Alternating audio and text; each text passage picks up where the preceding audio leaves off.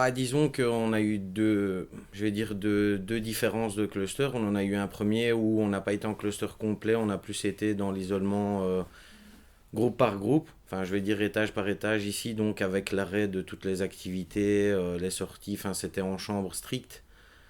Bon voilà, c'était un peu du cas par cas parce qu'on a dû s'adapter en fonction du résident et ses besoins, donc voilà.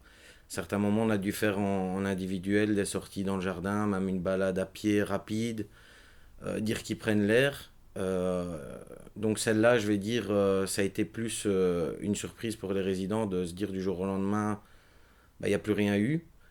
Donc on a dû expliquer que par le biais d'ateliers sensibilisation et tout ça, qu'il y avait un virus qui était donc bah, à notre porte et qu'on devait l'empêcher de rentrer au sein de notre établissement. Et donc je vais dire dans l'ensemble, avec le travail de l'équipe, la plupart des résidents ont compris. En été, donc du coup on a relâché les mesures qu'on avait prises, donc isolement en chambre et tout ça. On avait accordé des sorties par groupe de 3 résidents, afin de pouvoir garder le groupe au calme. Maintenant, voilà, c'était limité au parc et boire un verre via drive-in. Donc, les résidents ne descendaient pas de la camionnette, masque, même dans la camionnette, au cas où on aurait eu un arrêt ou que sais-je. Ensuite, ben, donc, on s'est dit on va réouvrir. Donc là, on est reparti à 6 mais balade et salle de sport. Donc là, voilà, on avait quand même un plus beau panel d'activités et on avait repris l'IPO aussi, donc du coup, vraiment le résident avait envie de reprendre les activités.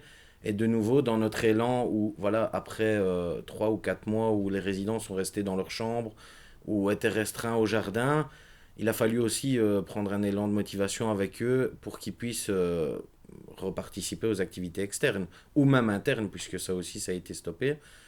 Donc là, à un moment donné, on était bien reparti. Les résidents avaient repris le pli d'aller à la salle de sport. Et là, on nous terminait du jour au lendemain. Là, bah, du coup, l'arrivée du premier cas au sein de notre institution, on stoppe tout de nouveau. Et là, on rentre quand on apprend 2, 3, 4.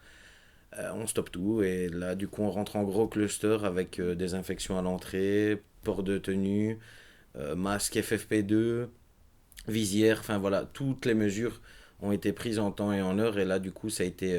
Enfin, c'était une situation assez particulière parce que c'était pas notre travail. C'était quelque chose. Enfin, on était surveillant et on devait veiller au bien-être en même temps. Enfin, on devait faire un peu tout en fait. La prise de température, les paramètres, veiller à ce que qu'ils ne manquent de rien aussi. Pouvoir aller faire des courses pour eux à l'extérieur. Enfin voilà, c'était des petites choses qu'on devait veiller au quotidien et au final c'était très compliqué puisqu'on est éducateur et une situation comme ça, on n'aurait pas cru la vivre. Et jusqu'au moment où bah voilà, on a dû créer une unité Covid, où là on a eu, je crois qu'on est arrivé à 18 ou 19 cas sur 46 ici.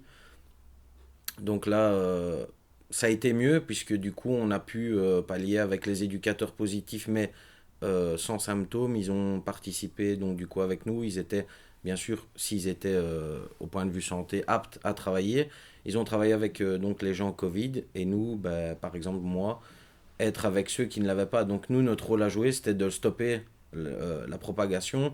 Et donc du coup, même avec nos collègues, on n'avait plus de contact. Enfin, je veux dire, cette équipe-là, c'était une équipe totalement à part. Et donc, ça a été compliqué, je pense, pour les résidents, pour l'équipe éducative, pour l'institution en règle générale, quoi.